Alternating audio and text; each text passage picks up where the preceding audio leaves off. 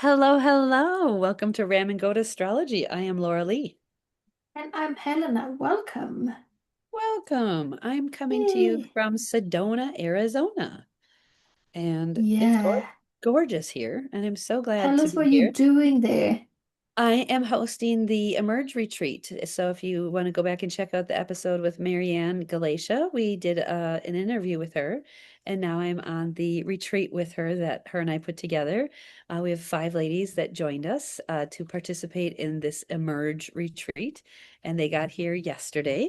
And so we are starting with a full day today. It took a walk up to, there's a chapel right here. It's called Chapel Palace right behind me, and it's a Roman Catholic sanctuary spot that people go to, and it was beautiful energy and really really special. And there's a lot of powerful energy there. When you go there, you can just kind of feel this all the beauty and see all these red rocks. So did that this morning, and then doing a little grounding meditation session in a little bit, and then I will be talking on astrology and finding your identity. So it's been really cool. Yeah, that I mean, I see your backdrop and it's like I told you, it looks Mhm. fake because it's so beautiful and the light that's Yeah, hitting those red rocks is just like and I've never seen rocks like that in real life. Anyway, so it's me for neither. me it just looks Yeah, out of this world. we went to one of there's a national park just south of here that um has a geology explanation of like how all of this was formed. And I watched it and I read all this stuff and I was learning about it, and it was fascinating, but I still don't like understand it. Like, it was beautiful. Yeah. I just keep saying it's magic. It's like the earth just kind of like pushed stuff up, and then water did this, and then the earth did this, and then water did this, and eventually it did this. And Okay, yeah, something like that. it's But gorgeous. so tell me, you're gonna talk at the retreat today about finding your identity in astrology or through Yep. astrology. Yep. How that got me curious.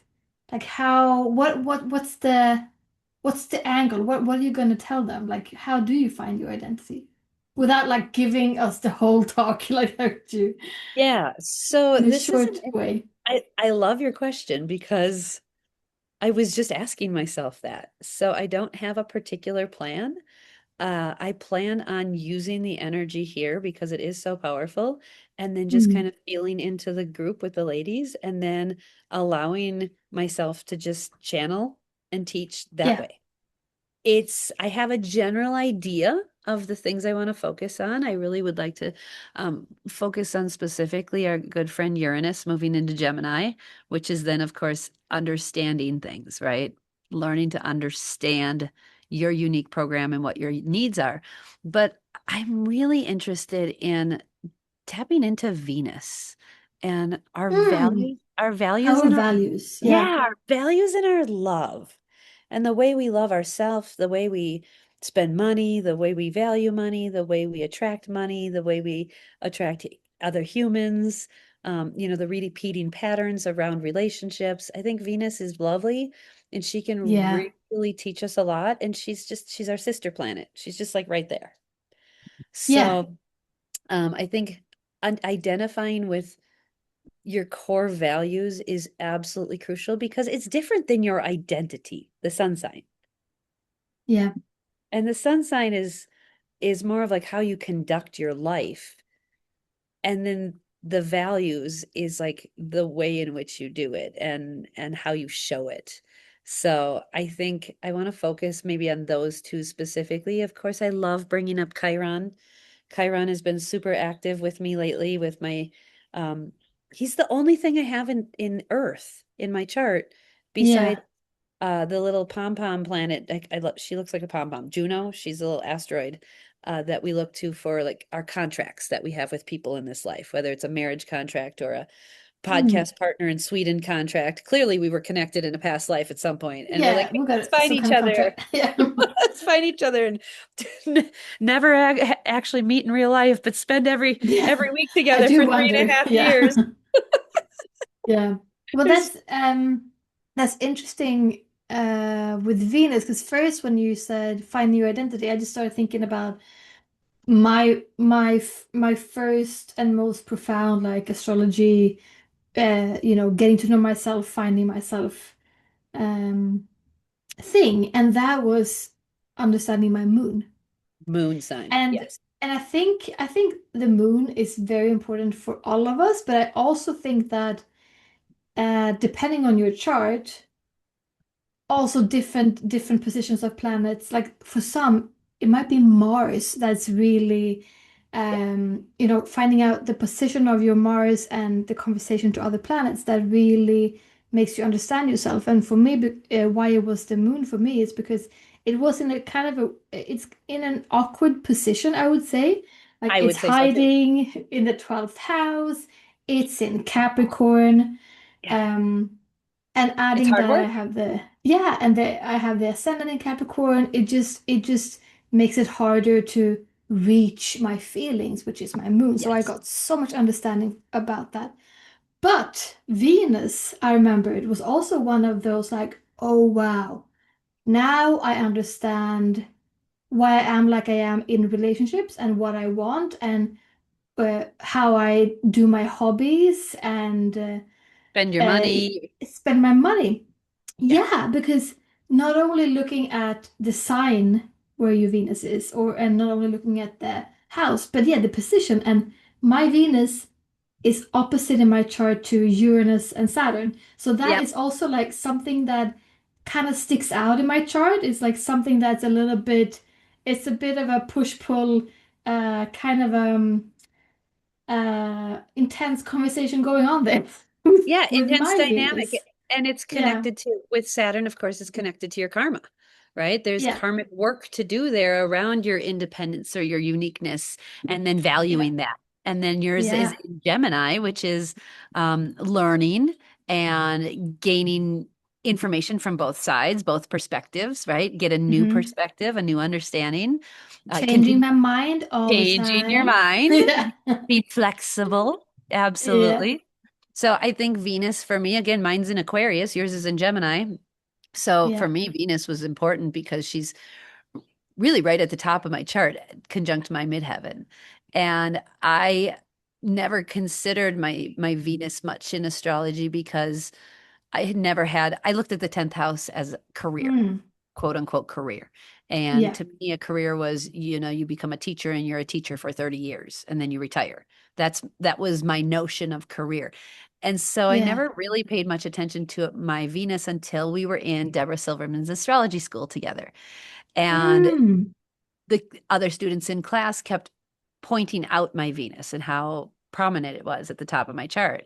And when we unraveled it in class, in session one and session two, it was interesting to hear the different viewpoints from the different people of how they interpreted Venus in Aquarius in the 10th house. And mm. from someone like me who's had 49 jobs and went to six different colleges for 11 years and has had now, I think, six businesses, um, that now makes sense to me.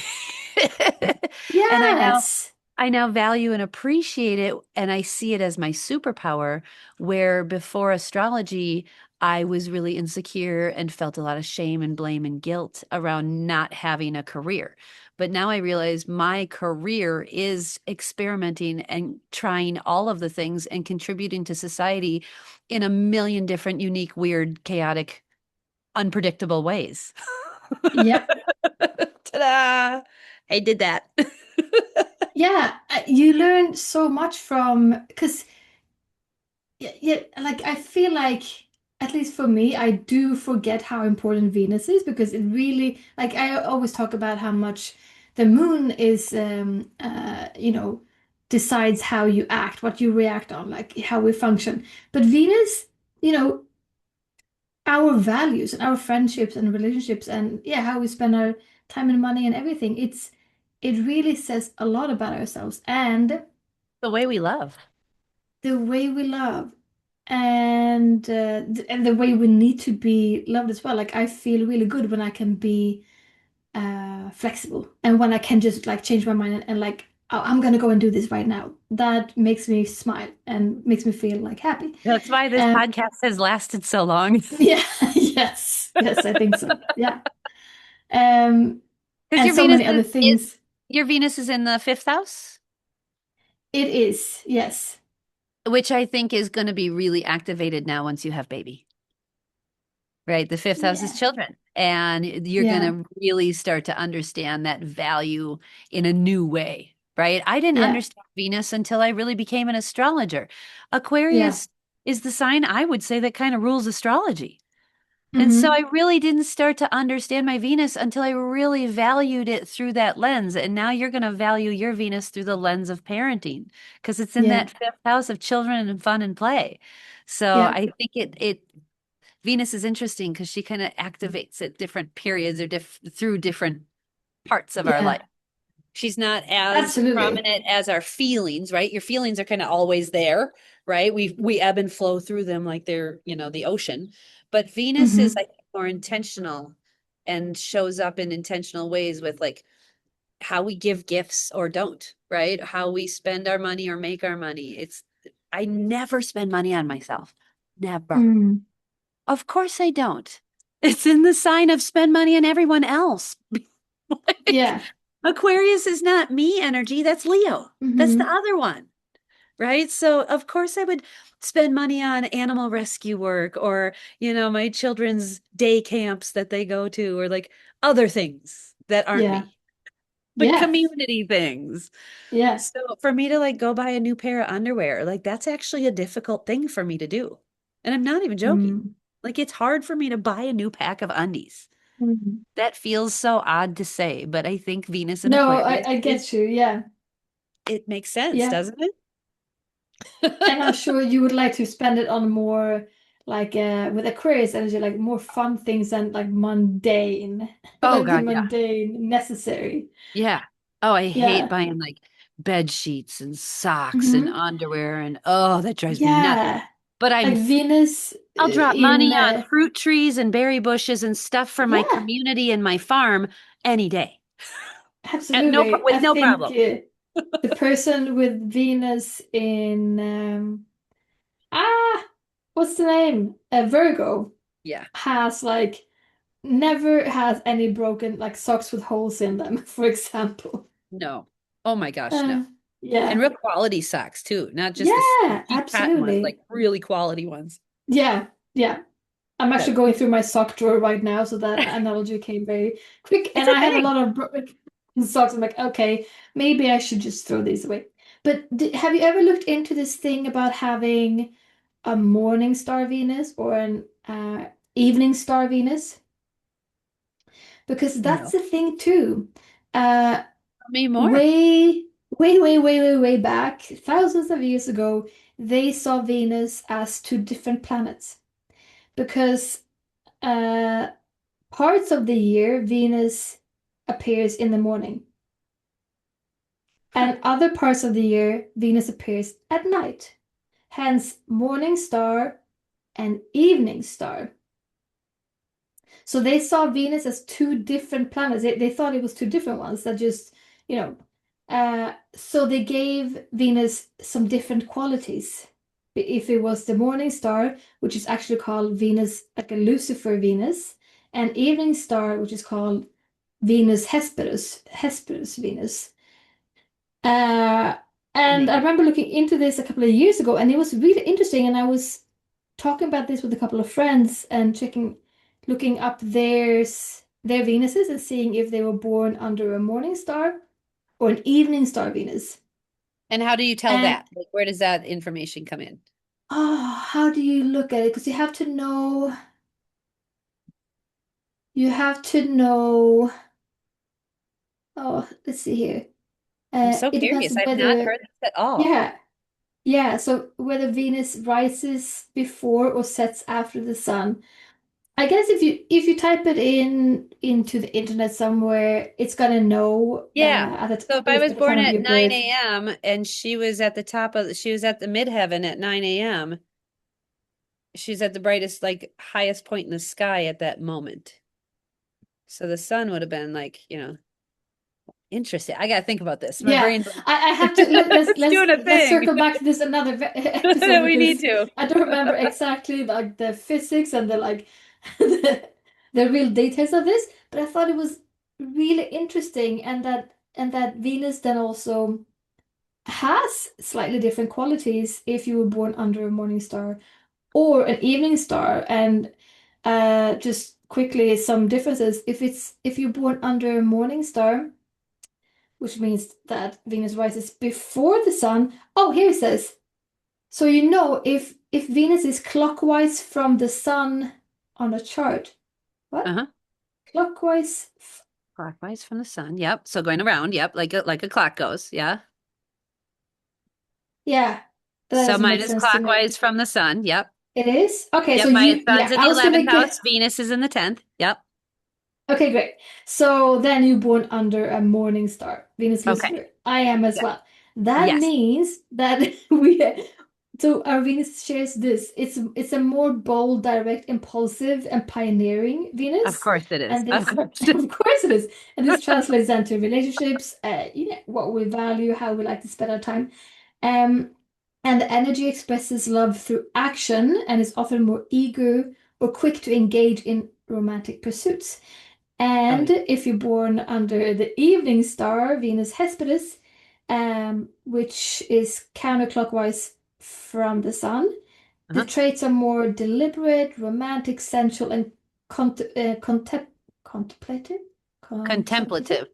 Contemplative. Yeah. They So contemplate. more, yeah, so That's more my husband. calmer. Absolutely. Yes. Yeah, there you Yes. go. Oh, And the interesting. energy is more, it takes time with effort, well, sorry, it takes time with emotions, focusing more on long-term security, harmony, and deeper emotional contact and connection.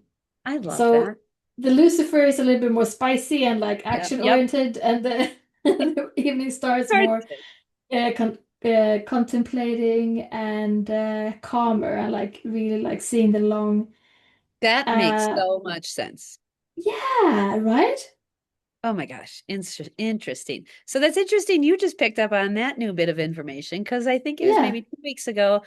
I learned about being born under a moon phase. So, what moon phase were Yeah. you born under? And I started doing me and my family's moon phases. And like, were you born under a wax? So, I was born under a waxing crescent moon. And the essence Mm. of that is initiator energy, faith before proof. So we're tearing our Okay. house Yeah. down and we're building a new Yeah. house and we don't have access to financing yet. Yeah. But you're like, we can do this, We'll no figure it problem. out. That's faith Yeah. before proof. Growth oriented soul, restless when stagnant. Oh, It was like, yeah, oh my that's God, are you you. kidding me? And Yeah. then reinvents theirself through various life stages. So it in the family, I am the spark and the one who Yeah. senses the next chapter before the others do. Makes so much Uh-huh. sense. Did you say waxing crescent? So I am born under a waxing crescent moon. So Yeah. just almost dark with just a little sliver. It's just a little A smiley smidgen of face. mood. Yeah. Yeah. I'm the Yeah. one after, so I'm waxing gibbous. Okay. Okay. I don't have any Uh, of those in my family, I don't think. no, no, you don't No. know. No. I don't remember what I meant, but yeah, that's also really interesting to get into like these the It was nitty-gritties and the details. and I got my whole family, even my husband, he was born on a first quarter moon, and that's builder energy. Helena, he's building our house. Yeah, yeah, Strong, strong energy through challenges, practical problem solving, creating structure, and protector and provider instincts. yeah. Are you But kidding me? isn't that waxing gibbous as well? Isn't that the first? I think that's the first quarter It might be. gibbous. I I have think to. so. I got to learn the get the I different do feel thing. like all of those things you said about your husband also. I also feel like they could work with me. Yeah. So waxing Gertie's a waxing gibbous moon, and this is Hmm. strong inner drive, wants mastery and not to be average. Hmm. Feels things very deeply, and there's growth through refinement and very purposeful soul energy. So Mm. in the family, this person would push growth and carry intensity inside them and depth and this knowledge of like meant for something big energy or meant for something Mm. energy, like quote unquote, right? Like I'm meant for something. Yeah. And then Pushing Saffron, growth, I do relate with that. Yeah. yeah. And Saffron, I looked up because she was born 5 hours exactly after an Aquarius new moon. So my labor Wow. started a half hour before the new moon, and she was born 5 hours later. And so this was Aquarius, and it is the new moon energy is a threshold soul, and it's new beginnings, and it's the family cycle breaker. And this Mm. person would awaken dormant gifts in others. So new moon people awaken the dormant gifts of others, which I thought was so amazing because you guys, I came out of the closet as an astrologer right after I had her. Yeah. I can't even make this up. They are future oriented energy and their presence just changes systems. They don't even have to do anything. Mm. It's just their presence. So in our family, her presence opened a second chapter of our family, Yeah. you know? Yeah. So it's just super interesting to dive into the moon I think that we need to do like a stuff. whole episode on the different phases of the moon, and also I didn't even know another it was a one. thing. I had no idea. Yeah.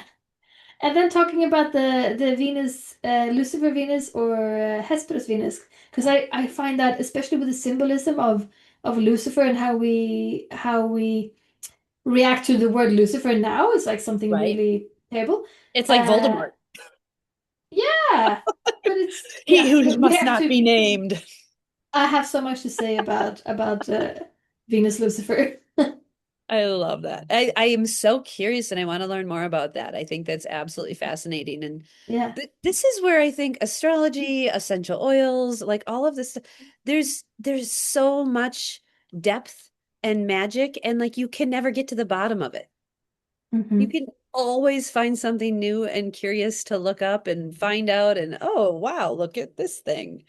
So Yeah. lately I've been having the last 2 weeks, maybe 2.5 now, I've been having pleurisy attacks.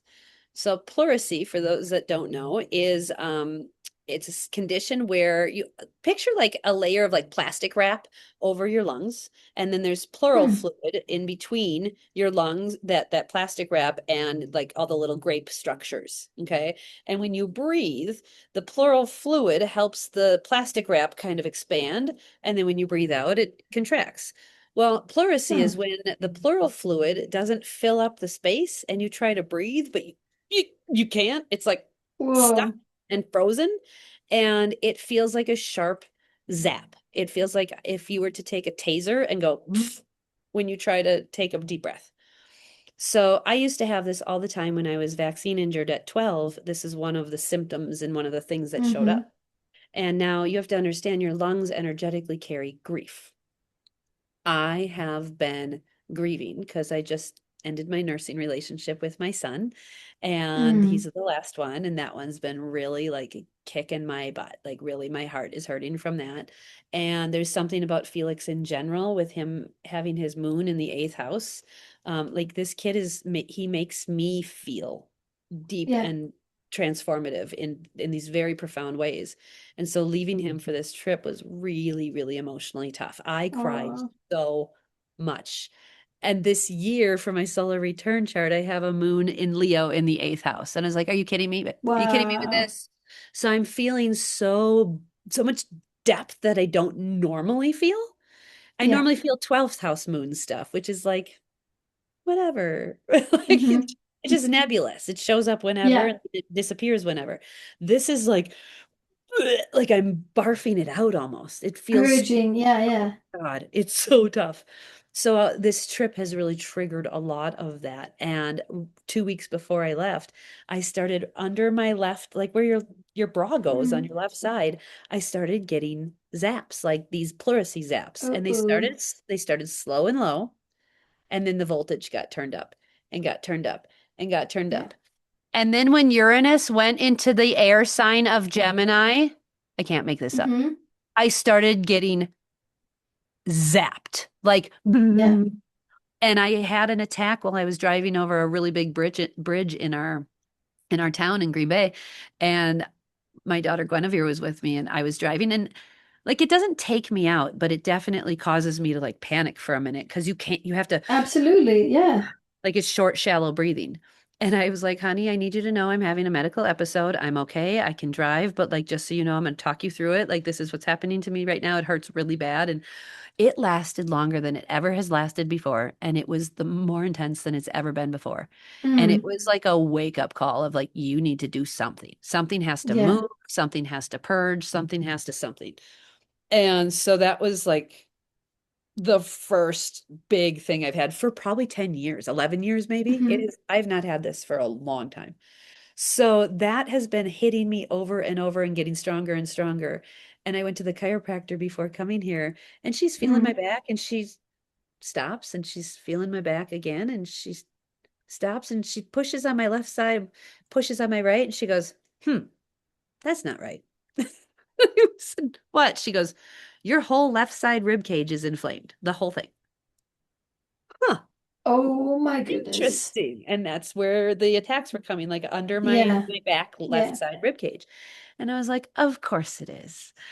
So I've been putting my essential oils on, and I have been crying, and I've been journaling, and I've been grieving, and I'm here doing the work in Sedona. But it's Mm. just so interesting to see how the emotional issues show up physically. Hmm.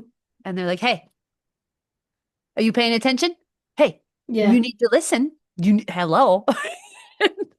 And it's been something I'm having to work through, right? To really work on Yeah. right now as I kind of grow and emerge.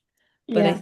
I think it's moving because this morning I got another one, but it was in a different location and it was up higher in my chest. So I'm like, all right, well maybe it's moving up and out. I don't know. Hmm. Let's But hope so. let's hope. Let's hope. But I think it's so interesting how Uranus it correlated so stupidly. I wasn't looking for it.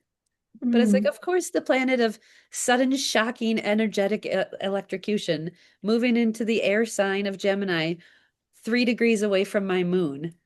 Mm. My mothering, my loving, my nourishment, my, my that breast energy, that nursing energy. Like, of Yeah. course, this would all be getting triggered and activated.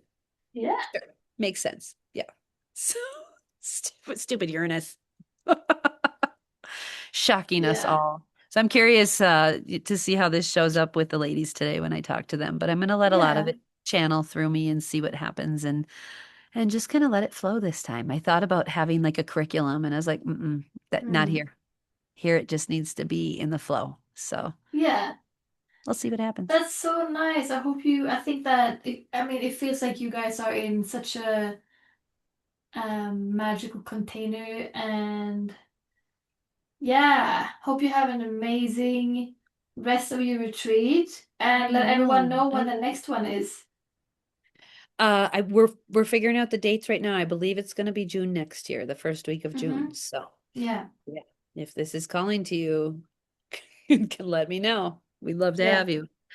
Well, Yes. thanks for joining me today on this fun little impromptu episode here in Sedona. Mm-hmm. Nice to see you. Absolutely. You too. Well, thanks for listening, everybody. Take care. We'll see you next week, and maybe then we'll talk about Venus, different Yeah, morning or afternoon or moon we gotta phases or we gotta whatnot. dive into that stuff. That was fun. Yeah, yeah, it's calling. All right, everybody, take care. Nice. Bye bye. Bye bye.